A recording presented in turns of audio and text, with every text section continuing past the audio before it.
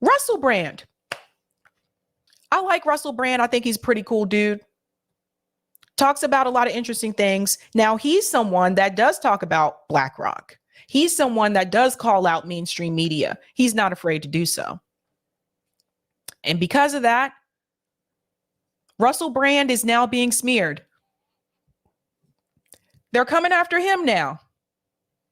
I told you, once you get to the point where you start to talk about the class issue, you start to talk about, let's not maybe focus on left and right. Let's focus on the top and the bottom. Let's focus on the billionaires. Let's focus on the people who have all this money versus the people who don't. That's when they're going to come for you. And Russell got by for a bit, but now they have come after him.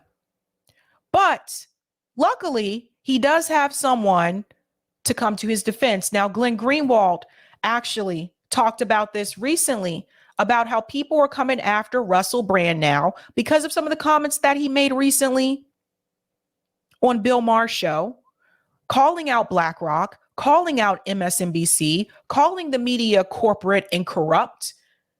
And so because he chose to focus on corruption and greed and the class issue, all of a sudden now, apparently, that is the definition for right wing. I kid you not. I'm not making it up. Glenn gets into it. Let's check it out. So listen to these arguments that they cite as proof that Russell Brand is now on the far right. Quote, Russell Brand can't make up his own mind. Speaking on the comedian Bill Maher's talk show last weekend, Brand launched into a tinny rant that encompassed every right-wing signaling trope. Every right-wing signaling trope he expressed on Bill Maher's show. What are these right-wing signaling tropes? According to the new statement, quote, number one, the ghoulish mainstream media. So if you dislike the mainstream media, if you don't trust them, if you think they're corrupt, the corporate media, you are now expressing a right-wing trope. And why is that important? Because who else is doing that? Who else is calling out mainstream media right now? Matt Taibbi. Why do you guys think all these people are smearing Matt Taibbi now as right wing? Even people who call themselves progressive. You have progressive podcasters calling Matt Taibbi right wing. That includes Majority Report, Humanist Report. I told you a long time ago before these people were just Democrats. They're out there actually praising Debbie Weiserman Schultz for the way that she handled Matt Taibbi. They're praising the same woman who was a part of the DNC. They're praising her and commending her over Matt Taibbi, who's an actual journalist. That's how far gone people are now. That's how far gone they are. You see what I mean? When you start to call out corruption and you call out greed and you tell people, well, the focus is on the security, these government agencies censoring people on Twitter. I don't know why I said it like that. Twitter. Censoring people, having their hand in multiple social media platforms, that includes Facebook as well, is problematic. Matt Taibbi wrote a book called Hate Inc., where he called out the media. Matt Taibbi wrote a book called Griftopia, where he talked about the '08 financial crisis. And a lot of the people implicated in that book were Democrats. So he's not going to be their cup of tea. And so someone that calls himself an old school liberal, now all of a sudden they're smearing him as right wing. You see how this works? Because they were fine with him as long as he was on that Bernie train. They were totally fine with Matt Taibbi then. But now, because he's bringing out evidence from the Twitter files that does criticize the Democrats, now all of a sudden, he's right wing. And now they're doing it to Russell Brand. So if you call the media corrupt, apparently now all of a sudden you're right wing. Let's go on. That the media, the corporate media, is bad. The next one, quote, the dishonest and untrustworthy pharmaceutical industry. If you distrust or harbor suspicion of Big Pharma, Pfizer, and the rest, that is now proof that you are on the far right. You're spreading far right tropes. The next one, quote, the West's shameful treatment of Julian Assange and scarecrow American hero Edward Snowden. So if you believe that Edward Snowden and Julian Assange are heroic for having revealed secrets showing that the U.S. security state committed war crimes and lied to the public and spied on them en masse with no warrants, and if you oppose the persecution of those two whistleblowers and journalists, in the case of Julian Assange, that too means that you're somehow now on the far right. If you like... This is a problem. This is a problem, people. And I've received those smears as well. Like when I spoke at the Assange rally, people were like, oh no, Sabby's right wing now. I'm like, what are you talking about? What is happening? I thought lefties were supposed to be for free speech. I thought lefties were supposed to be anti-censorship. But that is what's happening. This is the smear they're throwing at everybody now. Everybody now. See, they're totally fine with you when you only criticize the right. They love you. If I came on here and I talked about Trump all the time, who's not president, if I came on here all the time and I talked about Trump, Matt Gaetz, MTG, Lauren Boebert, if I came on here and I talked about Ben Shapiro and Dave Rubin and Candace Owens, they'd love me. But the moment you start to criticize the Democrats, especially if you do a little too much for them, now you're right wing. Edward Snowden and Julian Assange and oppose their imprisonment by the West, you're now on the far right. And the last one was, quote, the COVID drug ivermectin. In other words, if you question the pronouncements of the same health authorities that we just showed you systemically, deliberately lied to the public, you're also now on the far right. No distrusting health officials, no protecting whistleblowers who expose the crimes of the security state, no distrusting Big Pharma, and most of all, no suspicion of the corporate media.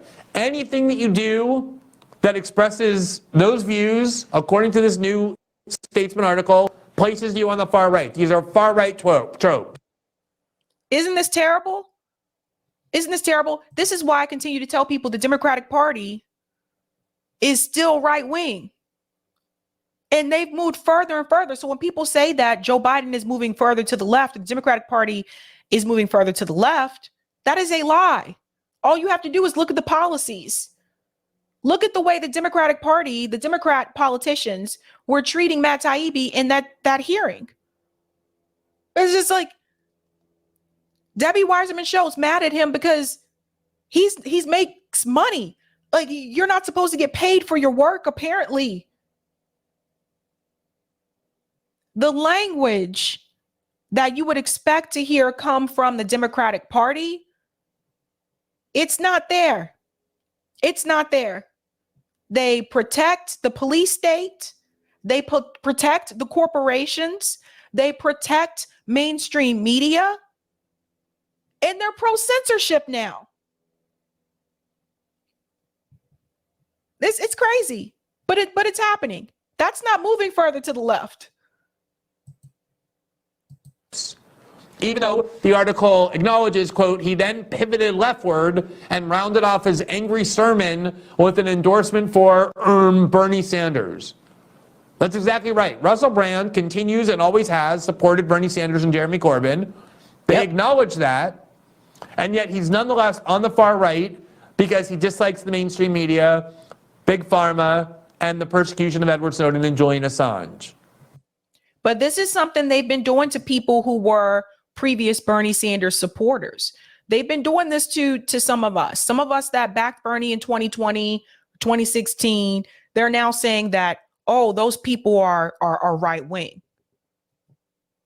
That's what they've been doing to people now. They're doing it on Twitter too. It's like, if you were okay with Bernie back then, but you have criticism of Bernie Sanders now, immediately, oh, you're right wing.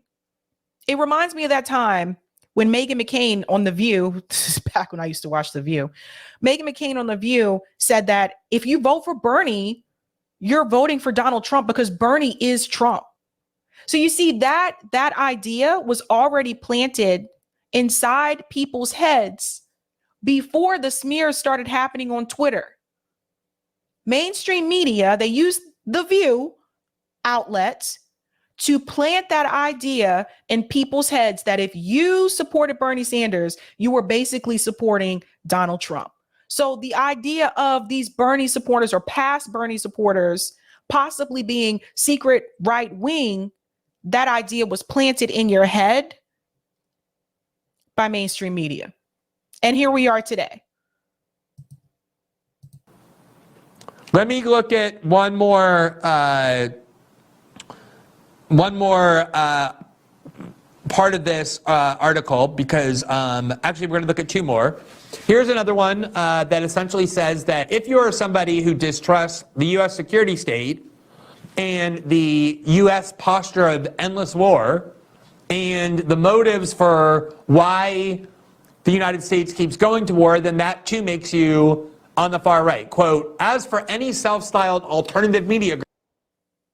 Yeah, I just wanted to say here, and I'll let him finish, even those who are calling for peace, people who are calling for peace between Russia and Ukraine, they're smearing those people as far right too. I got smeared as far right because I went to that, the call for peace rally, and people are like, oh, you're far right now. I'm like, for peace? Terrible thing. The Russian invasion of Ukraine is a central theme of inquiry. Brand quotes long passages of text from Substacks about the true intentions of Tony Blair and Hillary Clinton. He suggests it is a proxy war fought with the ultimate ambition of privatizing Ukraine.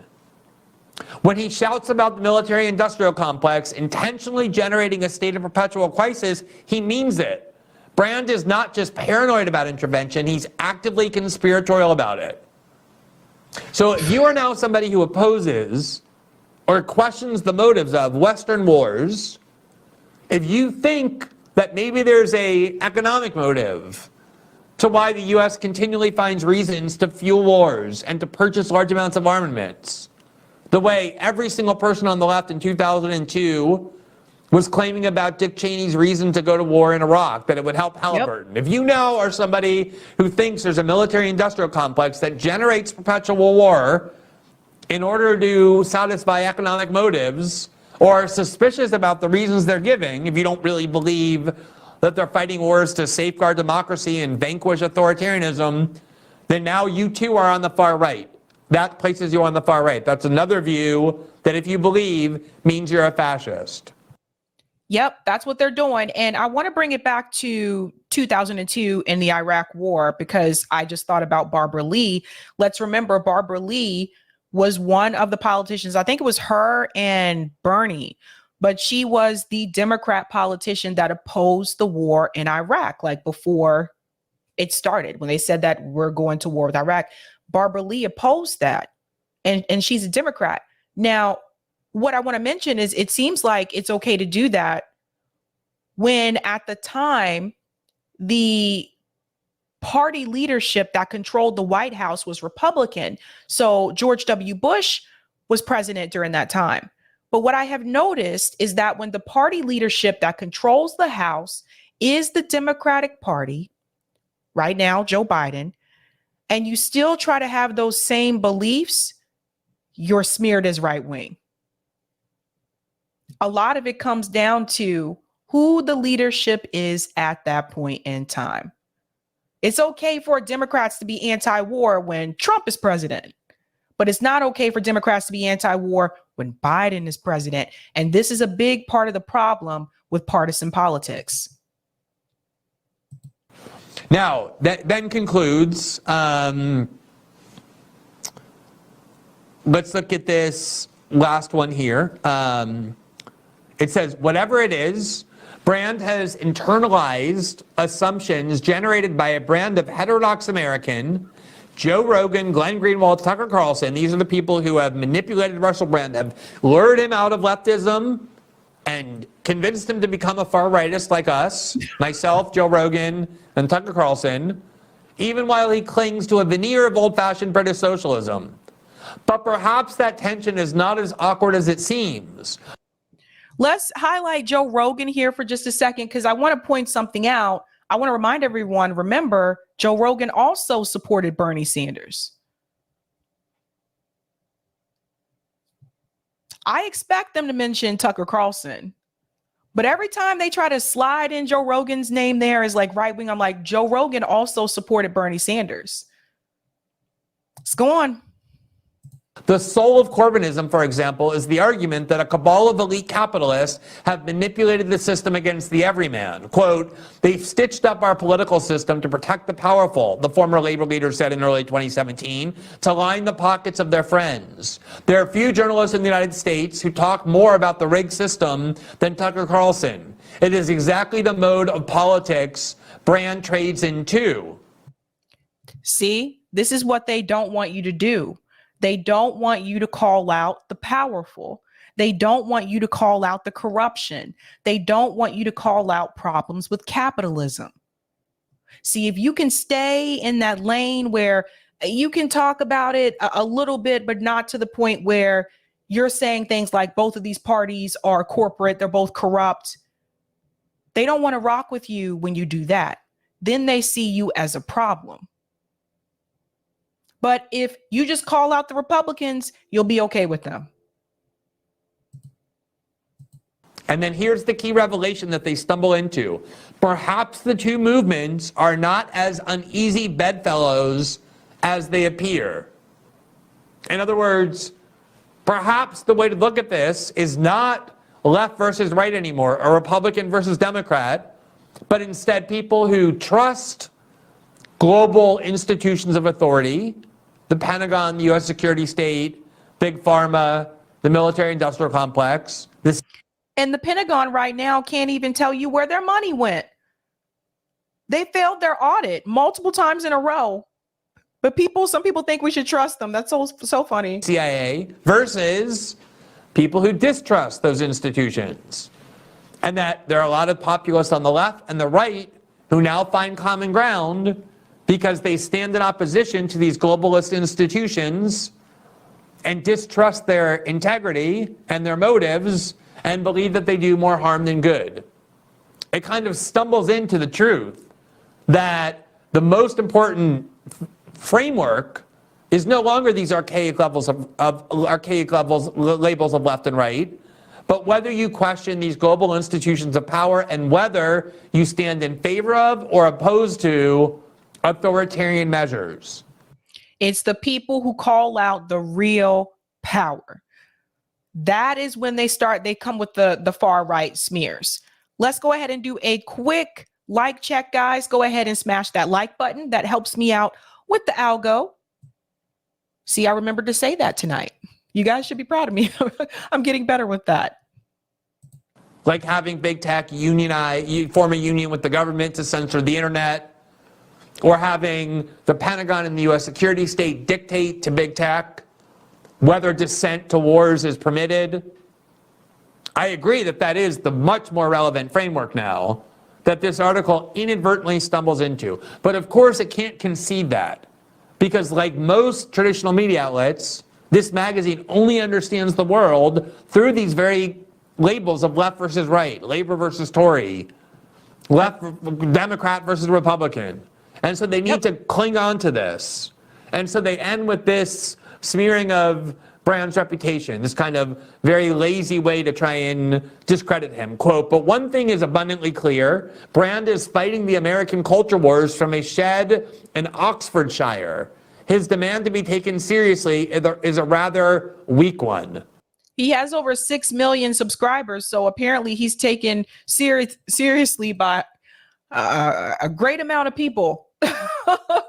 Like he has more subscribers than TYT last time I checked. So apparently he is taken seriously by quite many. It's like a very just lazy way to conclude the article after essentially acknowledging that there's good reason why people like Russell Brand now have a lot in common with right-wing populists. because people on the left and right have come to the same conclusion about these gigantic institutions of authority, that they're corrupt and should be opposed. They then have to just discredit him as being on the far right, as being some rich elite who has no grounds for saying any of this, because they can't allow people to realize that they want to keep separate with these labels, that in fact we have a lot more common ground than they want us to realize. That part is incredibly important. I think that people should really understand the left is pushing away its own people. All because some of it's because of personalities too. It's like you like this person or you retweeted this person. I don't want you around. Like, okay. It's such a weird space. It's such a weird space. I'm telling you, everybody was with you when you were on the Bernie train. But the moment that train stopped and you realize this system is not designed for someone like Bernie Sanders to actually get in there. And if he got in there, the system is still not designed for him to implement those progressive policies. And once you realize that and you got off the train, people don't want to deal with you. They see you as a problem. This is why they smear people like this. Now, I want to show you some of the things that Russell Brand has said recently so you'll understand why people are smearing him. So shout out to Case Study QB for this clip. This is an example of Russell Brand calling out both political parties. Listen to this. Now, listen, during that pandemic period, billionaires added $5 trillion to their fortunes. That means that during the pandemic, a new billionaire was created every single day, while extreme poverty increased everywhere, while small businesses closed everywhere. Now, I'm going to say something on Fox News that until recently would not have been possible. As president, Donald Trump's tax cuts helped billionaires pay less taxes than the working class in 2018. For the first time in American history, the 400 wealthiest people paid a lower tax rate than any other group. But check this out, Fox News viewers, because you're going to like this bit. In October 2021, Democrats scaled back plans for a crackdown on tax cheating, bowing to an aggressive lobbying campaign by the banking industry, while Joe Biden told rich donors on the campaign trail that nothing would fundamentally change if he were elected president. So like some of the great points in your monologue, So what he just did there is he called out how both Trump and Biden, in the end, did not implement tax policies that helped out the working class. He mentioned both of them. He started off with Trump and went ahead and warned them, yeah, sorry, Fox crowd, you're probably not going to like me saying this, but here we go. And then he also said, but also Joe Biden did this. They don't like when you do that. The powers that be don't like you to call out both. reference I was a bit like Rasputin, although he was a pretty crazy, sexy guy. You made the point that it's the two-party system itself, and in particular the manner in which it is funded, that prevents meaningful change for ordinary people. And this education problem, while the jokes you made were about the culture, Kardashians, etc., really, education, if the state has a duty at all, is the cultivation of young Americans, it is the protection of young Americans. This would be my point, Greg Gutfeld. Very good, very good. Look at that.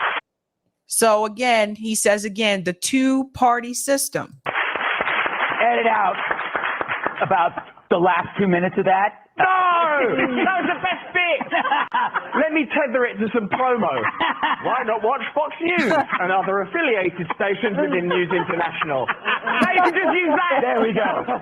He asked him if he could edit out the last 2 minutes of that, because he's like, oh, wait a minute, yeah, you criticized Trump and you called out both parties. Now, they also bring up the part here. I don't know if everyone saw that full interview of that panel, but they also bring up the part here where Russell Brand is smeared or they try to smear him as being right wing. Listen to this. Again, shout out to Case Study QB for this clip. Have you been shunned since you've kind of transformed yourself? Well, is it odd that the last time you and I interacted, albeit remotely and using too many expletives, you were calling me Marxist scum. Right. Now I'm a right-wing conspiracy theorist, and I feel like I'm saying the same thing, that centralized establishment power is a problem, that no one's doing enough to advance the. So that's important. He said 1 minute he's called a Marxist, the next minute now he's being called right wing. So obviously you can't be a Marxist and be right wing at the same time. And he's saying the same thing. So this is what I was saying before. His rhetoric has not changed. He's still speaking the same. The only difference is the party administration in the White House has changed. That is what has changed. And that's why some people, especially those who are Democrats, are freaking out. Albeit remotely and using too many expletives. You were calling me Marxist scum. Right. Now I'm a right-wing conspiracy theorist, and I feel like I'm saying the same thing, that centralized establishment power is a problem, that no one's doing enough to advance the interests of ordinary people. We need more democracy, not less, maximum power in our community, maximum amount of individual freedom. I think the difference for me, Greg Gutfield, if I may say, is that my principles are derived from a faith in God. And you cannot love God and not at least operate in good faith in your dealings with other people, that you have to move beyond contempt of the opinions of other people that you are involved with. You have to be engaged in conversation sort of lovingly and openly. I remember continually, because I'm a stand-up comedian, that I don't know more than other people about their lives and their suffering, and there'll be reasons that they have their perspectives and point of view. I just wanted to add in here this part where he brought in spirituality. I think this is something that Dr. West can appreciate as well. You know, it's that when you do have some type of, spirituality, doesn't necessarily have to be Christian, just want to make that out there. But when you do have that type of connection, then it's like the way you see the world, you see it through that lens. So you realize that, like, for those of you who are Christian, for example, you realize that, like, technically, if you have read the Bible, technically, Jesus was a socialist, because Jesus would Jesus say that immigrants shouldn't come here? No. Would Jesus say that you should lock kids up in cages at the border? No. Jesus will probably say you shouldn't even have any borders. These are things people to think about. If you have read the Bible, you will see there's multiple times throughout the Bible where it was preached to help your neighbor, to give people food, to take care of each other as a community. So I think that's important for people to hear when you listen to what Russell just said, because through his spirituality, he's able to look at things in a different way. And I think Dr. West has talked about this as well. So has Chris Hedges. Like they just see things differently because of that. And I think that, like you said in your monologue, other than those rude bits about me and Rasputin and all that stuff, you made the point that it was important for us to remain open to one another, to not close them up. And in the clip that you showed 3 years ago, and like Kat was just saying, that binary thinking, it reduces our ability to analyze various perspectives. So I'm here because you made them jokes at the beginning, like about being a movie star and all that kind of stuff. I was not fulfilled by that life in particular. I'm from an ordinary background. I don't dress like it because I've got a little sexy thing called style. But I'm from Essex in England. Yeah. That's New Jersey, essentially, so that you understand it, because you're American.